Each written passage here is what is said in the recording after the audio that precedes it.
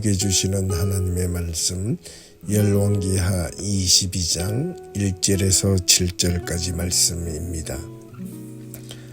요시야가 왕위에 오를 때에 나이가 8살아 예루살렘에서 31년간 다스리니라.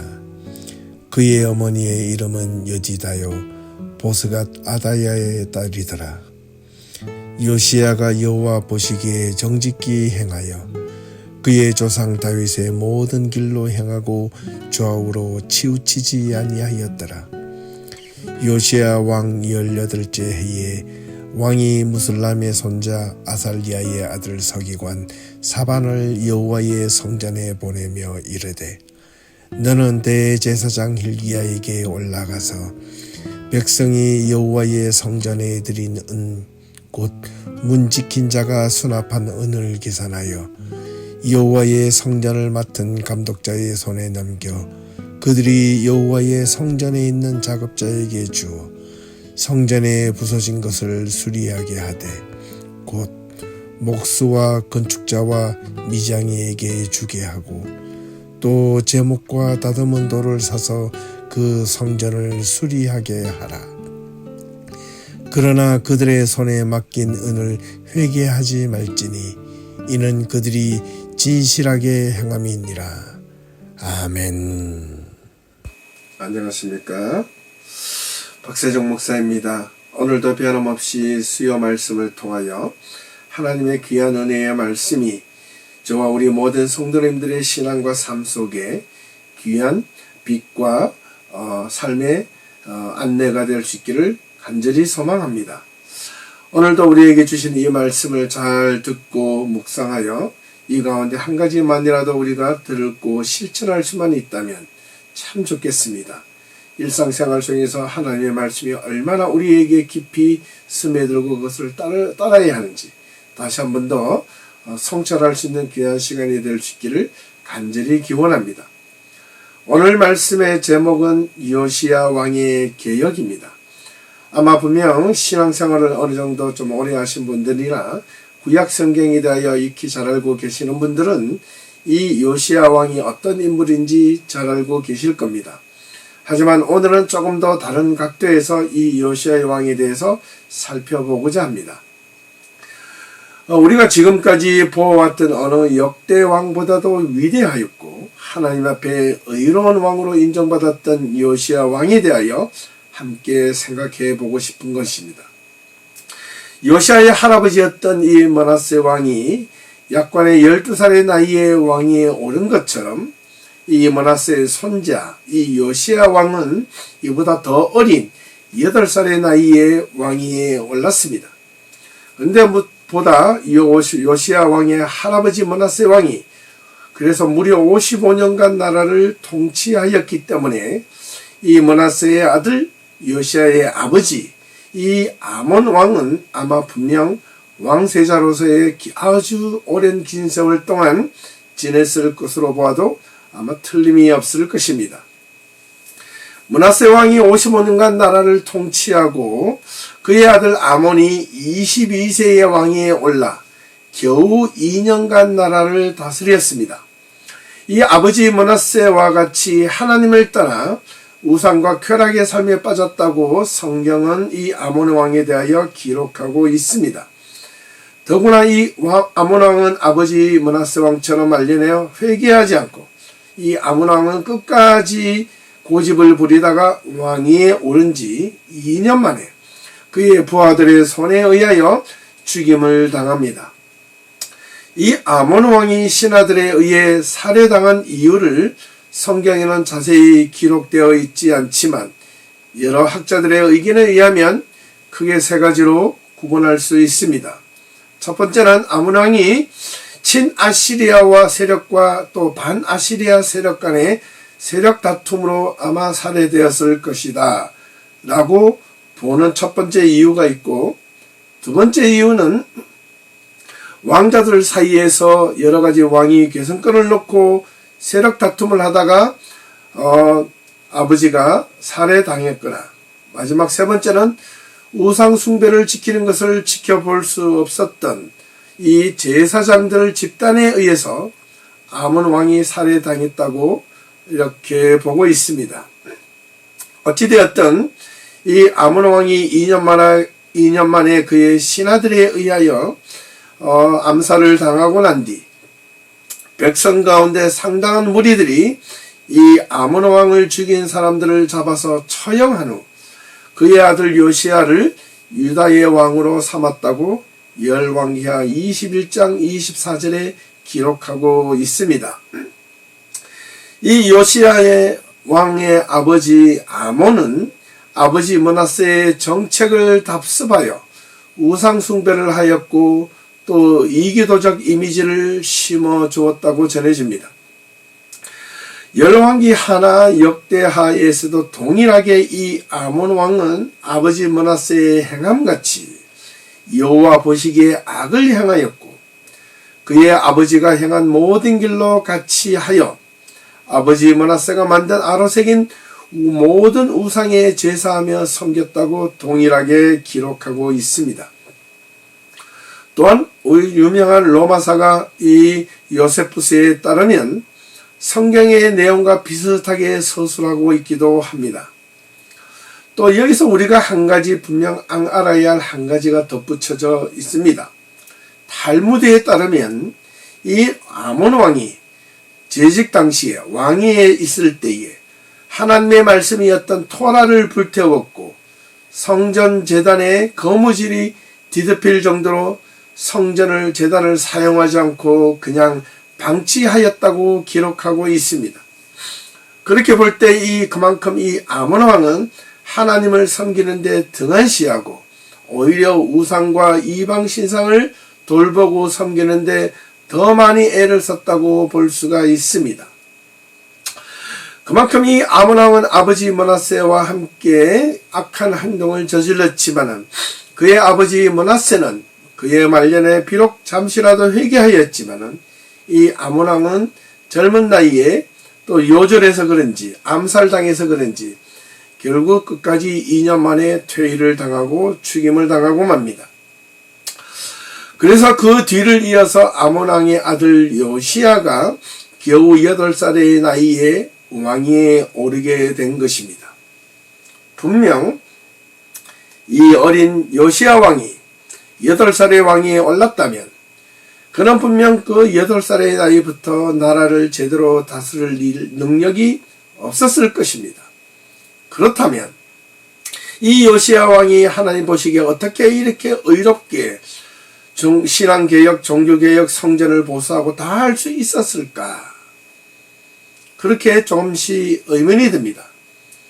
그 이유는 성경에는 분명하게 기록되어 있지 않지만은 분명 이 어린 요시야 왕이 하나님 앞으로 올바르게 올라설 수 있도록 하나님 말씀으로 올바르게 대응할 수 있도록 신하들 가운데서 올바르게 이 요시야 왕을 하나님의 말씀으로 가르치고 조언하고 그렇게 요시야 왕이 올바른 길로 갈 수 있도록 해주었던 올바른 협력자들이 있었다는 것입니다. 분명 신하들이 요시야 왕이 어렸을 때 나라를 대신 다스렸거나 다른 누군가가 섭정 정치를 하였을 것인데 그때 그 신하들이 이 요시야 왕이 어렸기 때문에 자기 마음대로 할 수도 있었고 이렇게 권력을 마음대로 횡포를 누릴 수도 있었지만 그렇게 하지 않고 오히려 이 요시야 왕이 올바른 왕이 되고 나라를 다스릴 수 있게끔 하기 위하여 분명 요시야 왕을 잘 훈련시키고 신앙의 길로 인도한 자가 있었을 것이라는 것입니다. 우리는 참 이 부분을 우리가 올바르게 알려줘야 합니다. 그런데 참 안타깝게도 이 요시야 왕은 8세의 왕위에 오른 지 31년간 유다를 다스렸다고 성경은 또한 기록하고 있습니다. 그렇다면 8살의 왕위에 올라서 31년간 나라를 다스렸다. 그러면 39살의 젊은 나이에 그가 죽은 것으로 보여집니다. 어떻게 이 요시야 왕이 하나님 앞에 어렵게 살았는데 이렇게 또 일찍 죽게 되었을까요? 역대하 35장 21절에서 25절 사이를 보면 요시야 왕이 39세 때 당시 애굽 왕 바로 누고가 이 아수르 왕에게 반란을 일으킵니다. 그래서 직접 이 아수르 왕을 치고자 유브라데 강까지 올라가고자 하였는데 그 길목에 있었던 이 남유다 왕, 이 요시야 왕이 애굽 왕 바로 누고를 맞서다가 이 유다 땅 무기토라는 지역에서 이 애굽 왕 바로 누고의 신하인 활 쏘는 자에 의해서 누군가가 이 요시야를 쏘았습니다. 그래서 그 화살에 맞아서 그만 젊은 나이에 죽음을 당하고 말았다는 사실입니다. 참으로 안타까운 사실이 아닐 수가 없습니다.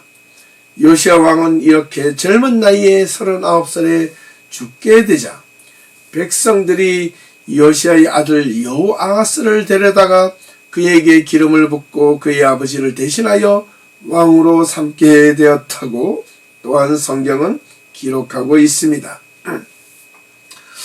이렇게 요시야 왕의 종교개혁, 신앙개혁은 특별히 열왕기하 22장과 역대하 34장, 35장을 보면 같은 내용이지만은 조금 다른 관점에서 두 가지 관점에서 나누어 생각하여 이 시간 한번 말씀을 드려보고자 합니다. 이 열왕기하 22장은 역대하 34장보다 조금 뒤에 있는 내용을 기록하고 있습니다.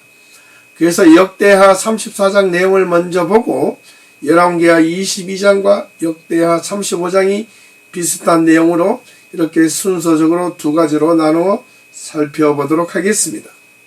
먼저 이 역대하 34장의 내용을 보면 요시야 왕이 재위하여 왕위에 오른 지 18째 해까지 진행되었던 종교개혁 상황을 설명하고 있습니다. 요시야 왕이 8살에 왕위에 오른 뒤 8년에 그의 조상 다윗의 하나님을 비로소 찾았다고 기록하고 있습니다. 8살에 왕위에 올라서 왕위에 오른 지 8년 만에 그의 조상 다윗의 하나님을 비로소 찾았다면 8년 동안 어떻게 보면 신앙교육을 올바르게 받았다고 말할 수 있습니다. 비로소 자신이 스스로 하나님을 찾게 되기까지 누군가가 엄청나게 올바르게 신앙의 조력의 역할을 했다는 사실입니다. 그렇습니다. 그러고 나서 제12년에 그렇다면 누가 요시야 왕이 왕위에 오른 지 제12년이면 이 요시야 왕이 20살 이 젊은 나이에 무엇을 했는가? 그것이 첫 번째 유다와 예루살렘을 비로소 모든 나라들을 정결하게 하는 작업을 합니다. 하나님의 말씀으로 훈련을 올바르게 받고 나니 지금 이 남유다 땅에서 일어나고는 온갖 불의와 부정과 잘못과 우상들이 넘친다는 것을 알게 된 것입니다. 그리하여 이 요시야 왕이 이제 자신이 스스로 정치를 할 수 있는 그 나이가 되었을 때 가장 먼저 해왔던 것은 바로 이 남유다 나라 전체를 정결하게 하는 작업을 하게 됩니다. 이스라엘 남유다에 있는 모든 지역에 산당들과 아세라 목상들과 아르새긴 우상들과 부어 만든 모든 우상들을 제거하여 버렸고 무리가 왕의 앞에서 바알의 제단들을 헐였으며 또 그 제단 위에 높이 달린 태양신들을 찍고 아세라 목상들과 아르새긴 우상들과 부어 만든 우상들을 빻아서 가루를 만들어 제사하던 자들의 무덤에 뿌리고 제사장들의 뼈를 제단 위에 불살라 모든 유다와 예루살렘을 정결하게 하였다고 기록하고 있습니다. 이런 예루살렘뿐만 아니라 온 유다에 속한 모든 성읍들도 이같이 하였다고 또한 기록하고 있습니다. 제단을 허물고 아세라 목상과 아르새긴 모든 우상들이 있는 그런 신상과 성전들을 다 허물어뜨리고 이스라엘 땅에 있는 모든 태양상을 찍고 예루살렘으로 요시야 왕이 돌아왔다고 기록합니다. 그 기간이 무려 요시야 왕이 18번째 되던 해까지 모든 땅과 성전을 정결하기를 마쳤다고 합니다. 그렇다면 이 요시야 왕이 12번째 왕위에 올랐을 때 12번째 해에, 그러니까 약관의 나이, 이제 젊은 나이 20살에 시작하여 18번째 해가 되는 해에 이 이스라엘의 모든 정결 작업을 마쳤다면 무려 남유다 전체의 이 모든 우상을 파헤친 기간이 6년 동안이나 요시야 왕이 제일 먼저 이스라엘 백성들이 주변에 있는 모든 우상들을 없애버리고 파하고 찍어 불살라버리는 행동을 6년 동안이나 했다는 사실입니다. 무려 6년 동안이나 눈앞에 보여지는 모든 우상들을 제거하는 작업을 하였습니다. 여기까지가 요시야 왕의 첫 번째 이스라엘 백성들을 향한 외부적인 신앙개혁, 종교개혁이었습니다. 그렇다면 이번에 두 번째는 바로 예루살렘으로 돌아와서 이 요시야 왕이 했던 성전 보수 작업이었습니다. 이 내용은 열왕기하 22장과 23장 그리고 역대하 34장 8절과 35장 전체 내용에 들어 있습니다.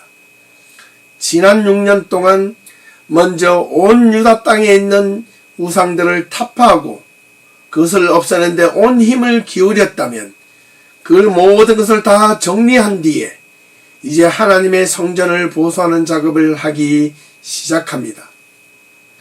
여기에 하나님의 전을 보수하기 위하여 요시야 왕은 아살랴의 아들 사반과 시장 마하사야와 그리고 서기관 요아스의 아들 요아를 보내어 그들이 대제사장 힐기야에게 나아가서 하나님의 전에 헌금하였던 돈을 주며 이 돈은 문을 지키는 레위 사람들이 므낫세와 에브라임과 남아있는 모든 이스라엘 사람들과 온 유다와 베냐민 예루살렘 주민들로부터 모아들인 이 헌금이었다고 말을 하며 이 돈으로 하나님의 성전 공사를 하는 감독들에게 잘 넘겨져서 성전을 제대로 수리하게끔 명령합니다. 그래서 허물어진 예루살렘 성전을 수리하게 하였는데 성전을 수리하기 위해서 여호와의 전에 헌금한 돈을 꺼낼 때에 제사장 힐기야가 예전에 모세가 전하였던 여호와의 율법책을 발견합니다. 그래서 대제사장 이 힐기야가 서기관과 사반에게 말하여 하나님의 전에서 율법책을 발견하였다고 요시야 왕에게 전해줍니다.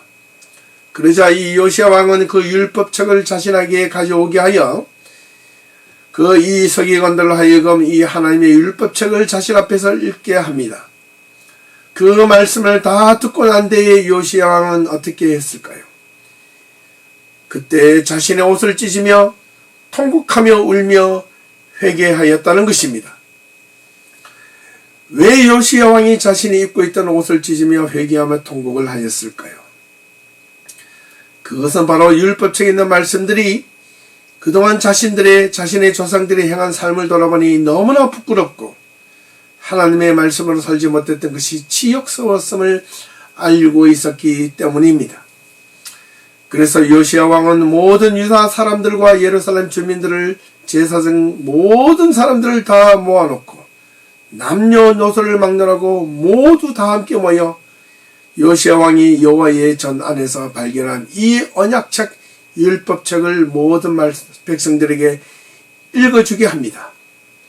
그리고 이 모든 읽게 준비하며 자신을 비롯하여 모든 여호와의 백성들이 하나님 앞에서 언약을 세우고 마음을 다하여 목숨을 다하여 하나님을 순종하고 하나님의 계명과 법도와 율례를 지켜 이 땅에서 기록된 이 언약의 말씀을 함께 지키자며 약속을 하게 하였다는 겁니다.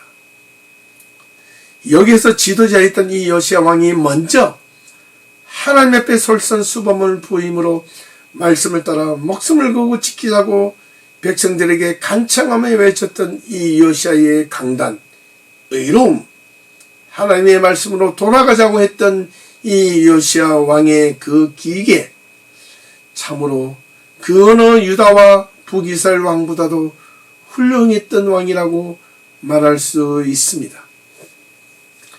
여기까지 이 두 가지 요시아의 큰 왕의 업적을 두고 볼 때 이제는 우리가 배울 수 있는 신앙적 교훈이 또 두 가지가 있습니다.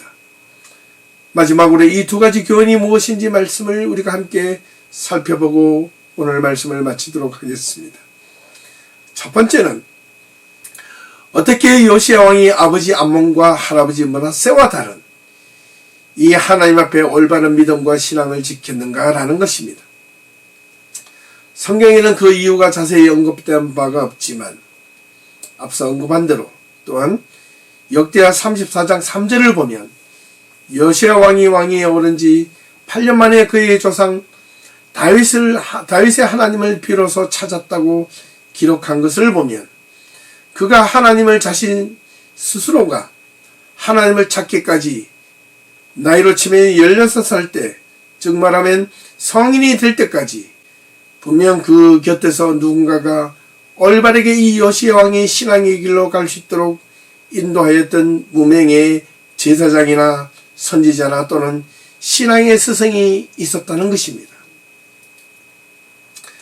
사람은 누구든지 한 사람이 어릴 때부터 성인이 되어 스스로의 삶을 살아가기까지 누구에게 영향을 받고 어떤 삶을 살아가고 어떤 정신으로부터 누군가로부터 교육을 배우느냐에 따라서 그 사람의 인생이 분명 달라질 것입니다. 그 사람의 행동과 언어와 말씀에 따라서 그 어린 자녀들은 분명 그 스승이나 자기를 이끌어준 사이에 행동을 닮아가고 생각을 닮아가고 사상이 닮아가게 될 것입니다. 좋은 스승 밑에는 좋은 제자가 날 수밖에 없고 악한 스승 밑에는 악한 제자가 나타날 수밖에 없습니다. 그렇다면 이 요시야 왕은 분명 하나님 앞에 무엇이라 해도 좋은 스승과 비록 이름은 알려져 있지 않지만 요시야를 도왔던 참으로 훌륭했던 스승이 있었으면 틀림이 없습니다. 우리에게도 무명의 참된 스승이 필요합니다. 신앙의 스승, 인생의 스승, 자기를 신앙의 길로 올바르게 이끌어줄 신앙의 멘토, 내가 인생을 살아가다가 삶이 힘들어질 때 내 삶의 문제를 함께 상의할 인생의 멘토가 필요하다는 겁니다. 그 스승은 오로지 하나님의 말씀으로만 요시야 왕을 가르치고 인도하였다고 밖에 볼 수 없습니다. 그래서 요시야 왕이 되었다는 것입니다. 우리 모든 성도들의 삶 속에서도 내가 내 마음대로 신앙생활을 오래 했으니 나는 내가 하고 싶은 대로 내 길을 내가 믿고 싶은 대로 믿는 것이 아니라 여러분을 올바르게 신앙의 길로 인도해 줄 수 있는 참된 신앙의 멘토가 필요합니다. 그 신앙의 멘토가 여러분이 있으십니까? 여러분의 신앙의 길로 믿음의 길로 온전하게 제대로 바른 길로 바른 말씀으로 인도하고 가르쳐줄 신앙의 멘토가 있느냐라는 말입니다. 나이가 50이 되든 60이 되든 70이 되든 80이 되든 90이 되든 여러분의 인생을 끝까지 이끌어가고 조언을 해준 또한 인생의 멘토가 있습니까? 그 인생의 멘토는 자기보다 나이가 많은 자가 아닙니다. 하나님의 말씀을 올바르게 이끌어줄 수 있는 자, 자기 인생의 문제를 대가지고 허심탄회하게 그것을 조언을 들을 수 있는 조력자가 자신에게 누군가에도 필요하다는 겁니다. 그런 분들이 꼭 있을 수 있기를 간절히 소원합니다. 두 번째는 요시야 왕의 자신 스스로의 결단과 행동이었습니다. 지도자의 신앙적 모습입니다. 하나님 앞에서 율법책을 발견하였을 때 나라와 모든 백성들을 모아놓고 이 율법책의 말씀을 모두 읽게 하며 더불어서 나도 하나님의 말씀을 따를 테니 여러분 모두가 하나님의 말씀을 따르도록 하게 했다는 것입니다. 이것이 이 지도자의 모습입니다. 모든 우상을 버리고 오로지 하나님의 말씀으로만 살아가겠다고 다짐하게 한 것입니다. 저는 무엇보다도 이 요시야의 가장 위대한 행적이 있다면 바로 이것을 꼽고 싶습니다. 이유는 하나님의 율법책을 발견했을 때 먼저 그 말씀을 듣고 자신의 옷을 찢고 회개하며 통곡한 뒤에 이 하나님의 말씀이 자신만 들을 것이 아니라 모든 이스라엘 백성들이 듣고 함께 공유하며 말씀을 따라 살자고 그렇게 목 놓아 외쳤고 힘주어 강조하였다는 사실입니다. 지도자의 올바른 모습을 보여주고 있습니다. 신앙의 핵심은 하나님의 말씀에 우선적으로 있는 것을 알려주는 내용이라 하겠습니다. 무엇보다 신앙이 바르게 서려면 하나님의 말씀을 듣고 그것을 올바르게 배우고 따르는 길밖에 없음을 제대로 알려주는 내용입니다. 그러고 보니 온전한 신앙의 개혁은 먼저 외부를 정화해야 합니다. 내가 하나님의 말씀으로 올바르게 세워지려면 자신의 주변에 있는 하나님의 말씀에 방해가 되는 요소들을 먼저 정화해야 합니다. 내가 즐기고 놀고 싶고 세상의 길로 빠지고 싶어하는 것들을 정리를 하지 않으면 하나님의 말씀이 올바르게 들어갈 수가 없습니다. 요시야 왕이 하나님의 성전을 먼저 보수하지 않고 이전에 무려 6년 동안 먼저 온 이스라엘에 있는 남유다에 퍼져 있는 우상들을 가장 먼저 타파한 이유가 이스라엘 백성들의 지금 거리에 눈에 보여지는 모든 외부적인 상황들을 정리하였다는 사실입니다. 아주 중요합니다. 우리가 올바른 신앙생활을 하려면 많은 의외로 성도들이 신앙생활을 할 때 자기 중심적으로 신앙생활을 하려 합니다. 자기 생각으로 신앙생활을 하려고 합니다. 편안하게 신앙생활을 하려고 합니다. 재미있게 신앙생활을 하려고 합니다. 맞습니다. 그것도 필요하지만은 그것이 우선이 되면 안 됩니다.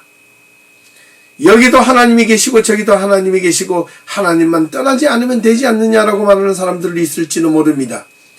그렇지 않습니다. 온전한 성도들은 하나님의 말씀이 여기 있다 저기 있다 말하지 않습니다. 참된 성도는 참된 하나님의 말씀을 선포하는 자리에만 있게 될 수밖에 없습니다. 이스라엘 백성들이 우상을 섬기면서도 하나님을 섬기지 않았다고요? 아닙니다. 하나님도 섬기고 우상도 섬겼다는 사실입니다. 무엇을 의미하는 겁니까? 이스라엘 백성들이 하나님을 떠나지 않았습니다. 자기가 편리한 쪽으로 원하는 쪽으로 신앙생활을 했다는 겁니다. 이스라엘 백성들이 모두가 여호와 하나님을 버리고 바알과 아세라만 따랐다는 것 아닙니다. 하나님은 하나님대로 두고 내 삶의 안락함과 편리와 내 삶의 유익함을 위하여 아세라도 섬기고 바알도 섬겼다는 겁니다. 그런데 요시야 왕은 여호와 외에는 다른 것을 다 없애도록 외부적인 상황을 다 없애버렸습니다. 너무나도 중요한 내용입니다. 하나님의 말씀이 올바르게 선포된 그 자리에만 자신의 그 어떤 것도 세상적인 것도 들어가서는 안 된다는 것을 알려주고 있는 내용입니다. 참 힘들지요? 그러나 어찌합니까? 하나님 앞에 올바르게 서기 위해서는 이것이 필요합니다. 요시야 왕이 먼저 남유다에 있는 모든 우상들을 제거하고 그리고 여호와의 성전을 재건하였다는 것은 외부적인 어떤 세속적인 것을 버리지 않고서는 하나님의 말씀으로 올바르게 올라설 수 없다는 것을 요시야 왕은 간파했던 것입니다. 그래서 요시야 왕이 훌륭한 왕이었다는 사실입니다. 우리가 올바른 신앙생활을 하려면 먼저 바깥에 있는 온갖 보여지는 눈에 보이는 우상들을 타파하고 없애고 버리고 그것을 내려놓는 노력부터 먼저 해야 합니다. 그리고 신앙의 본질로 돌아오는 것이야 함을 알려주는 내용이라 하겠습니다. 이것이 없이는 제대로 된 신앙개혁, 믿음개혁, 말씀으로 돌아오지 않는다는 것을 분명히 아셔야만 합니다. 사랑하는 예배교회 성도 여러분, 우리는 이 요시야 왕이 그냥 대충 신앙개혁, 종교개혁을 한 위대한 왕으로만 알고 있을지 모릅니다. 그렇지 않습니다. 이 요시야 왕은 제대로 자신이 신앙개혁이 자신이 왕위에 있었을 때 가장 심혈을 기울이며 왕위에서 자기의 왕위를 걸어놓고 개혁할 수 있었던 것은 누가 뭐라 하도 요시야 왕의 신앙개혁을 지지했고 또한 그 길을 힘들었지만은 끝까지 함께 가고자 했던 수많은 보이지 않았던 협력자들과 조력자들이 또한 있었다는 것을 기억하셔야만 합니다. 요시야 왕이 혼자 이것을 할 수가 없었습니다. 많은 요시야 왕을 도왔던 이 요시야 왕의 개혁을 지지하고 그 말씀이 옳다라고 믿고 따랐던 많은 숨은 공로자들이 또한 있었다는 사실이 우리는 기억하여야 합니다. 우리 예비교회도 하나님 앞에 올바르게 말씀을 쓰려면 하나님의 말씀으로 뭉쳐지는 모든 성도들이 많이 있어야 합니다. 하나님의 말씀으로 뭉쳐서 살겠다는 성도들이 모여야 합니다. 믿음으로 모여야 하고 말씀으로 모여야 합니다. 재미로 모이는 것이 아니라, 즐기기 위하여 모이는 것이 아니라 말씀이 먼저 중심이 되어 모이고 그 다음에 그 말씀이 재미가 있어야 되고 삶의 희망이 되어야 되고 삶의 기쁨이 되어야 되고 삶의 미래가 되어야 될 때 그때 진정 참된 신앙의 공동체가 될 수 있지 않겠습니까? 눈에 보이는 대로 어렵고 힘들다고 그것만 보고 나 몰라라 하고 나는 나 자신을 위하여 나는 이 배에서 떼어내리고 나는 다른 곳으로 갈래 라고 한다면 어느 곳을 가더라도 하나님의 말씀에 온전한 믿음을 가질 수 있을까요? 잠시는 모르겠지만은 그 마음 깊은 곳에는 하나님의 말씀이 여러분을 찌르고 그 양심에 여러분들 마음을 어스리게 하실 겁니다. 우리는 그렇게 살지 말아야 합니다. 우리 신앙 예비 성도들만큼은 온전하게 믿음은 올바른 말씀을 배우고 그 말씀을 함께 지키고 따르고 능력이 나타난다는 사실을 믿고 그것을 의지해야만 합니다. 저는 이 말씀을 믿으며 끝까지 나아가고 싶습니다. 그래서 여러분들이 필요합니다. 여러분들의 협력이 필요하고 조력이 필요하고 여러분들과 함께 섬기고 함께 말씀을 붙잡고자 하는 그 결의가 필요합니다. 우리 모든 예배 성도들이 하나님의 말씀으로 인하여 이 세상을 능히 이겨나가고 당당하게 세상을 이기며 승리하는 그런 모습을 보고 싶습니다. 오늘 우리에게 준 이 요시야 왕의 이 행동에 대하여 우리가 어떤 신앙생활을 하며 살아야 될지 다시 한 번 더 귀하게 우리가 돌아볼 수 있었다면 그 가운데 우리가 한 가지만이라도 하나님의 말씀으로 우리가 새롭게 실천하고자 한다면 그것을 남은 한 주간 결단하는 귀한 자리가 될 수 있기를 간절히 소망하며 오늘 말씀을 마치도록 하겠습니다. 남은 한 주간도 주님의 은혜가 우리 모든 성도님들 삶 가운데 있기를 소망하며 인사를 드리겠습니다. 감사합니다. 고맙습니다.